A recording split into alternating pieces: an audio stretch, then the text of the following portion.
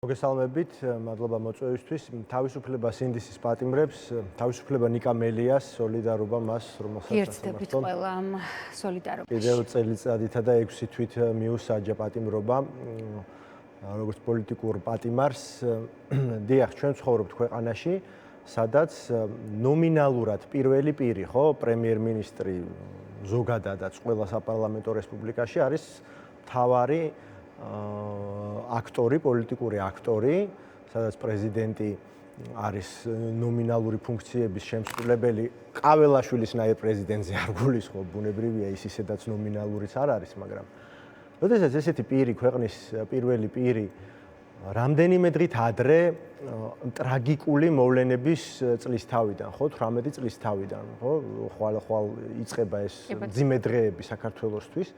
აკეთებს განცხადებას არა იმაზე, რომ რუსეთი არის ოკუპანტი, არა იმაზე, თუ რა დააშავა ამ ტერორისტულმა, ფაშისტურმა სახელმწიფომ საქართველოსთვის, ისტორიულად საქართველოსთვის სულ ბოლო ომის დაწყებით, რომელიც მოხდა ჩვენს თანამედროვეობაში, ხო, ჩვენს თაობაში, ყველაფერს რომ თავი დავანებოთ, რაც მანამდე ჩაიდინა, ის რომ კაცი, რომელიც არ ყოფილა საოკუპაციო ხაზთან, კაცი, რომელიც საერთოდ ერიდება ნებისმიერ ნეგატიურ კონტექსტშიც კი რუსეთის ხსენებას, საერთოდ არ ახსენებს მას როგორც ოკუპანტს. არც ერთ საერთაშორისო ფორუმს, სადაც კი მიესულება, ხო, რაღაცა ეკონომიკურ ფორუმებზე რომ გამოდის ხოლმე, იქაც არ ახსენებს რუსეთს და მხოლოდ და მხოლოდ დასავლეთის კრიტიკით არის დაკავებული. აი ეს კაცი იმის ნაგიროთ, რომ ზდუმდეს მაინც ახსენებს საშიშ ტერმინს რუსოფობიას.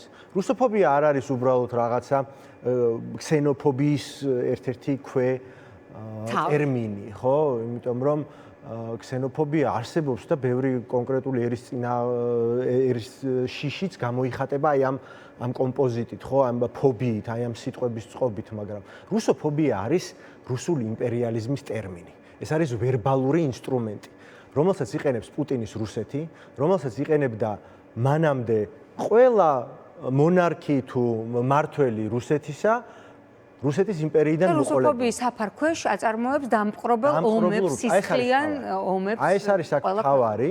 რუსოფობიის დროშით მიდიან, მცირე ხალხებს იპყრობენ, ანადგურებენ, სახელმწიფოებრიობას უსპობენ. და ეს გრძელდება, როგორც მე-19 საუკუნეში ხდებოდა იმპერიალიზმის გაფურჩქმის დროს, გრძელდება დღევანდელ დღესაც. უკრაინაში რაც მოხდა, რუსოფობიის მოტივით არ დაიწყო ეს ომი, სპეციალური სამხედრო ოპერაცია, თითქოს იმიტომ გახდა საჭირო, რომ რუსები დაეცვა. და აი ამ ტერმინს იყენებს კრძალავდნენ და რუსეთის მოსახლეობას და ავიწროვებდნენ თითქოს ეთნიკური ნიშნით. და ახლა ძალიან საშიშია ეს განცხადებები, რაც ჩვენ მოვისმინეთ როგორც კობახიძისგან, ისე შათირიშვილისგან. რას უკავშირდება განსაკუთრებით აი ამ ჩვენთვის ძალიან მძიმე დღეებში, თქვენ სახსენეთ 18 წელი ომის დაწყებიდან, რუსეთ-საქართველოს ბოლო ომიდან 18 წელი და ჩვენ აი ამ დროს ვხედავთ, რომ პრაქტიკულად გამართლებას ქართული ოცნების მხრიდან რუსეთის 18 წლის წინანდელი შემოჭრის ირგვლივ. აბსოლუტურად გეთანხმებით, ოღონდ სამწუხაროდ 18 წლის წინ ეს ომი არ დასრულებულა. ცხელი ომი შეიძლება დასრულდა, მაგრამ ჰიბრიდული ომი გრძელდება, მცოცავი ოკუპაცია გრძელდება. დიდი სამბით თავი რომ მოაქვთ, რომ ჩვენ 14 წლიან მმართველობაშიო არ ყოფილა ომიო, რამდენი კვადრატული კილომეტრი მცოცავი ოკუპაციის შედეგად მიითვისა რუსეთმა. ან ჩორჩანას აგუშაგოს აფირებენ. ატოცი, რამდენი იყო მარტო შიდა ქართლში, ხო? ნუ კარგით, აფხაზეთის საოკუპაციო ხაზთან ცოტა სხვა მდგომარეობა არის. ამ ყველაფრის ფონზე, როდესაც საუბრობს ირაკლი კობახიძე, შათირიშვილი კარგი თქვათ, რომ არის ერთი დუგინი, უბრალოდ ვერ შემდგარი დუგინი და დუგინის ხშირად იყენებს ამ ტერმინს რუსოფობიას. მაგრამ ნუ გასაგებია, მის სიტყვებს შეიძლება ივანიშვილისთვის აქვს მნიშვნელობა, მაგრამ იმდენი მნიშვნელობა არ უნდა მოვანიჭოთ. დიახ, როგორც ირაკლი კობახიძის და ეს არის საგანგაშო, სავალალო, ეს არის ერთი მხრივ მიმართული ქართული საზოგადოების მიმართ, მაგრამ სინამდვილეში სულ სხვა ვინმეს გასაგონად არის, პუტინის გასაგონად არის, დამპყრობლის და ოკუპანტის გასაგონად არის გაკეთებული და თან გაკეთებული სწორედ ამ დროს შერჩეული ომის დღეებში. აი ხვალიდან რომ იწყება ეს ტრაგიკული დღეები, რამდენიმე დღიანი, აი იმ დღეების წინ აკეთებს ამას კობახიძე და დღეს იმეორებს. 6 აგვისტოს ის ამას იმეორებს და უნდა დასვას სტოლობის ნიშანი ტურისტებთან მიმართებაში რაღაცა ცალკეულ გამოვლინებებზე. თითქოს რუსოფობია არის საქართველოში მთავარი პრობლემა, თითქოს ეს იყოს იმდენად მნიშვნელოვანი და აქაც ისევ deep state-ს რთავს, გლობალური ომის პარტიას რთავს, ოპოზიციას ცდილობს რომ ჩირქი მოსხოს. ეს არის საგანგაშო, ეს არის მოღალატეობრივი, ეს არის შინაარსობრივად ეს არის გაგრძელება იმისა, რაც მანვე თქვა იმ ცნობილ და სამარცხვინო სიტყვაში 2024 წლის 28 ნოემბერს, როდესაც გამოგვიცხადა, რომ თურმე საქართველოს ევროინტეგრაციის პროცესი არის შეჩერებული და რომ საქართველოს შეიცვალა რეალურად საგარეო კურსი. არა ბატონებო, ვერ მივართვით. არავის აქვს ამ ქვეყანაში უფლება, რომ ქართველი ხალხის არჩევანი პროდასავლური, ანუ დასავლეთის საგარეო ვექტორი, რომელიც მან ჯერ 2008 წელსვე დააფიქსირა თავის ევროატლანტიკური მისწრაფება პლებისციტში და შემდეგ კონსტიტუციაში რომ ჩაწერა 78 მუხლში, მას ვერავინ შეცვლის და რაც არ უნდა სცადოს ქართულმა ოცნებამ, ეს იქნება მხოლოდ და მხოლოდ ფუჭი მცდელობა, მიუხედავად იმისა, რომ ისინი ჯერ კიდევ არიან ძალაუფლებაში, ძალიან მალე ქართველი ხალხი მათ პასუხს გასცემს იმ სიტყვებზე, მათ შორის იმ სიტყვაზეც, რომელიც ბიძინა ივანიშვილმა თქვა, რომ თურმე ბოშდიში უნდა მოუხადოთ გორში, ნაომარ გორში, სადაც ჯერ კიდევ არ გაცივებულა ის დაბომბილი და გავარვარებული წერტილები, დანგრეული სახლები, სადაც არის და მოუშუშებელი ტკივილები, სადაც აქვს, უშუალოდ იარები იქ დაზარალებულ ადამიანებს, ეს არ გაუვათ მათ და ეს კიდევ ერთხელ ჩაიწერება როგორც მათი მოღალატეობრივი პოლიტიკის ერთი ფურცელი. თემა, რომელიც უნდა გავაგრძელოთ, რომელსაც უნდა გავაგრძელოთ ჩვენი დიალოგი, არც ისე შორს არის რუსული ოკუპაციისგან. ეს არის ენერგოოკუპაცია ჩვენი ქვეყნის. საქართველოს წლების წინ არ იყო ასეთი დამოკიდებული ენერგეტიკულად რუსეთზე, ახლა სრულად დამოკიდებულია. ჩვენ ბოლო ორ კვირაში ვნახეთ 3 კოლაფსი, ბლეკაუთი, როგორც მას უწოდებენ, მასშტაბური სისტემური ავარია. თუმცა გუშინდელ სრულად საქართველოს გათიშვაზე ოფიციალური განმარტება არის ასეთი, რომ სატესტო რეჟიმში გადაგვყავდა ენგურხესი, გაუძლებდა თუ არა დატვირთვას და მოამარაგებდა თუ არა მთელს ქვეყანას და როგორც ჩანს ვერ გაუძლო. რა ხდება საქართველოს ენერგოუსაფრთხოებაში, ენერგოსისტემაში? ვიცით, რომ სამწუხაროდ საქართველოს უმსხვილესი ობიექტები მთლიანად რუსული ბიზნესის, მათ შორის დასანქცირებული ბიზნესის ქვეშ არის, მაგრამ სრულად საქართველოს გათიშვა, მე და თქვენ ალბათ კარგად გვახსოვს 90-იანი წლები, როცა დენი და გაზი გვენატრებოდა, მაგრამ სრულად საქართველოს გათიშვა არც მაშინ არ მომხდარა. ახლა კი 21 საუკუნის საქართველოში, როცა მართლა არ არის დასამართლებელი დენი, ჩვენ ვხედავთ სრულად საქართველოს ჩაბნელებას.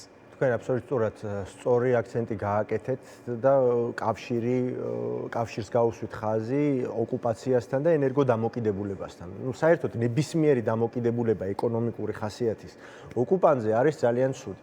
გასაგებია, რომ სოფლიოში დღესაც უკრაინის ომის პირობებშიც ამერიკის შეერთებული შტატები იქნება თუ სხვა დასავლური ქვეყნები არიან რაღაც გარკვეულ დამოკიდებულებაში, განსაკუთრებით ევროკავშირი რუსულ წიაღისეულზე, მაგრამ საქართველოს, რომელსაც აქვს ამხელა ჰიდრორესურსები, საქართველოს, რომელსაც შეიძლებოდა ჰქონოდა ხუდონ ჰესი, საქართველოს, რომელსაც შეიძლებოდა ჰქონოდა ნამოხვანის ჰესი და სრულად ყოფილიყო ენერგეტიკის თვალსაზრისით დამოუკიდებელი რუსეთისგან, ხო? დღეს არის ასეთ სავალალო მდგომარეობაში, მაგრამ პრობლემა არ არის მხოლოდ და მხოლოდ გათიშვა და სრული გათიშვა ქვეყნის. ცალკე აღებული ყველაფერს თავი დავანებოთ, ეს ქვეყნის პრესტიჟსაც ურტყამს სერიოზულად, ხო? ამდენი ტურისტი თუ ჩამოდის საქართველოში და უცხოელები გვაკვირდებიან, როგორი ქვეყანა უნდა ვიყოთ, მთელი ქვეყანა რო ესე შეიძლება გაითიშოს და რამდენიმე დღეში მეორეჯერ გაითიშოს და რამდენიმე დღეში კიდევ მესამეჯერ, აი სრული დაბნელება რო არის საქართველოში. ძალიან დიდი ბოდიში ბატონებო, მართლა ხო არ ბნელა რა პასუხებსაც თქვენ გვაძლევთ. როდესაც რამდენიმე დღის წინ განგვიცხადეს, რომ პირველი და მეორე ეგრეთ წოდებული ბლეკაუთები მომხდარა გადამცემი ხაზის დაზიანების გამო, ეს იმას ნიშნავს, რომ ჩვენ გვაქვს ხარვეზი, სერიოზული და თურმე ერთი კვირა დასჭირდათ იმის დასადგენად, რა იყო ამის გამომწვევი მიზეზი, როდესაც თანამედროვე ტექნოლოგიების არსებობის პირობებში და ნორმალურ ქვეყანაში როგორც მოხდებოდა, ხო?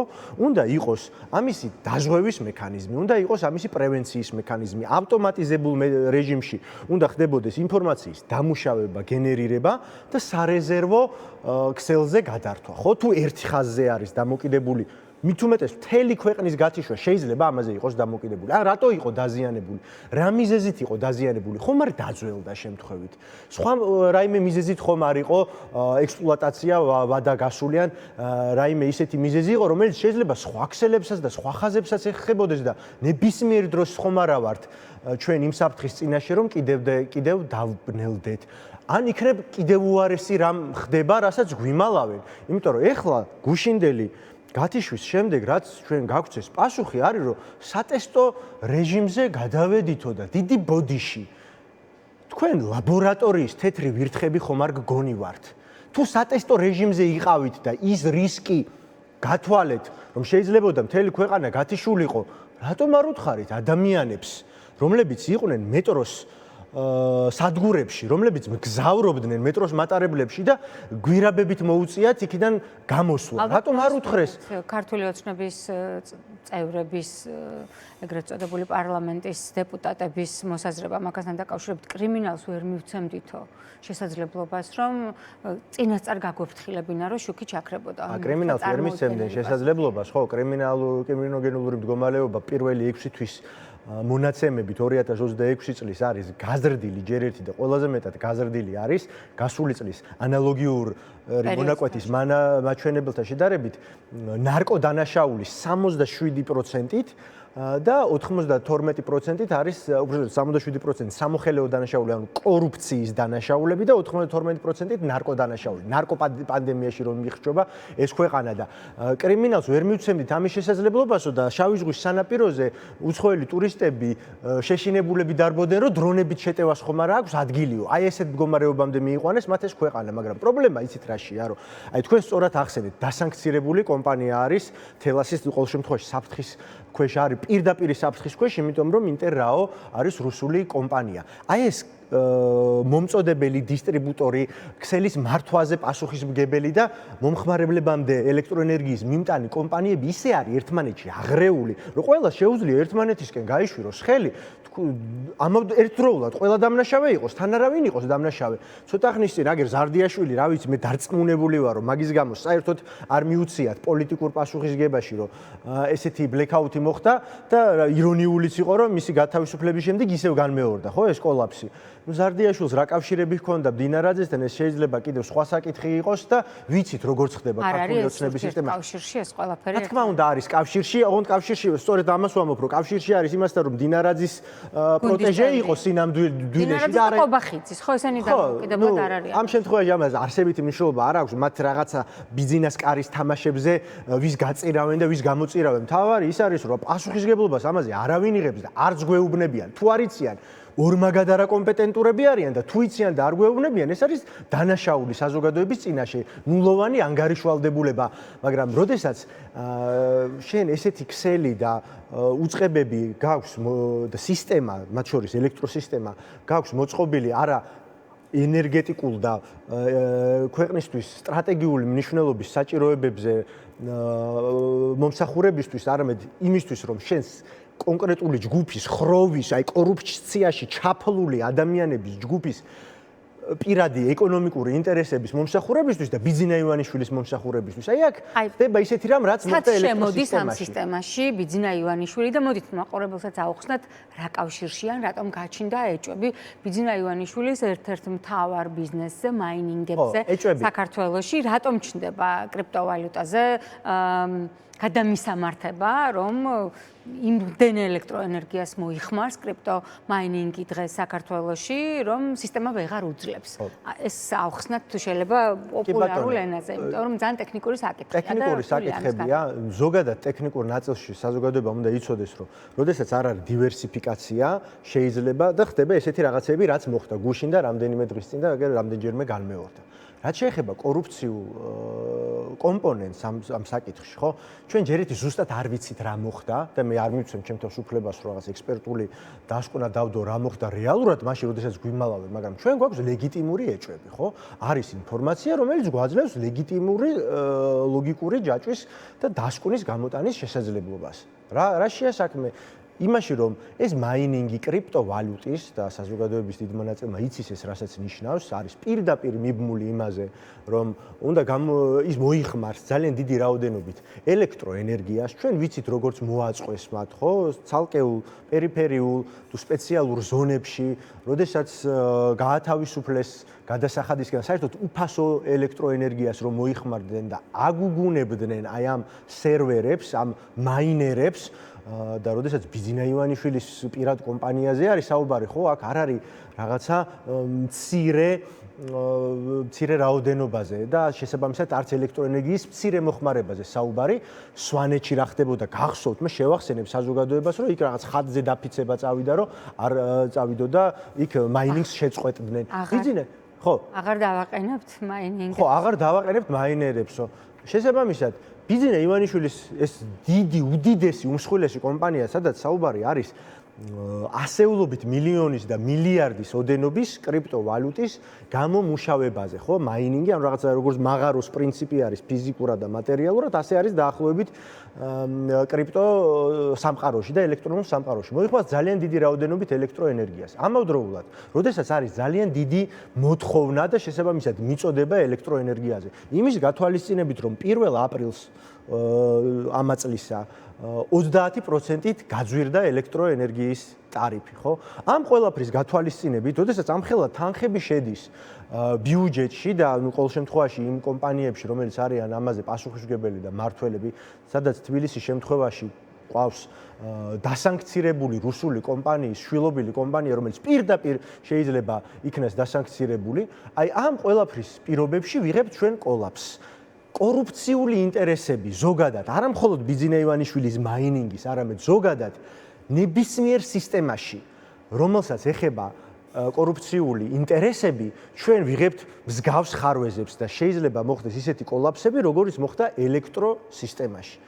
ბიძინა ივანიშვილის მიერ დამკვიდრებული კორუფციული სტანდარტის გამო ჩვენ გვაქვს ის პრობლემები, რომელიც გვქონდა თელავში ცოტა ხნის წინ, როდესაც სტიქიასთან მოუმზადებელი იყო მუნიციპალიტეტი, არ იყო შესაბამისი პრევენციული ღონისძიებები დაგეგმილი და განხორციელებული, მაშინ როდესაც ამაზე აფრთხილებდნენ ექსპერტები თუ ოპოზიციონერი დეპუტატები, მათ შორის ჩვენი დეპუტატი, ხო, თელავის საკრებულოში ლევან ბერძენაშვილი. ის რაც მოხდა შოვში, ის რაც მოხდა თბილისში წვიმის დროს, რომ საერთოდ წარღვნა ხდება ხოლმე თბილისში და კახაკალაძე რომ ამბობს ამის პასუხად, რომ მე მხოლოდ ჩემ თავზე ვაგებ პასუხსო. აი აქაც ჩანს, ხო? კალაძე თავზე ჩატარაგებ. ზარდიაშვილი თურმე სამი ჩაქრობის გამო პასუხისმგებელი ყოფილა და კალაძე ამდენი წლის განმავლობაში რა უბედურებები დატრიალდა თბილისში. დატბორვა იქნებოდა თუ ტრაგიკული შემთხვევები ეხლა იქ ვაკის პარკში თუ რაღაც ავარიული სახლების ჩამონგრევა სადურის მოედანზე და სხვაგან ამ ყველაფერზე კალაძე პასუხს არ აგებს. ეს არის ქვეყანაში გვიწევს ცხოვრება. მაგრამ ეს შეიძლება მხოლოდ და მხოლოდ მას შემდეგ, რაც ძირფესვიანად ამოვძირკვავთ ჩვენ ბიძინა ივანიშვილს მის თესილ კორუფციას და იმ კორუფციულ ტრადიციებს, რომელიც ქართულ მოუწნებამ მოიტანა ამ ქვეყანაში. გიორგი სიორიძე, ძლიერი საქართველოს ერთ-ერთი ლიდერი იყო ჩვენი გადაცემის სტუმარი, ძალიან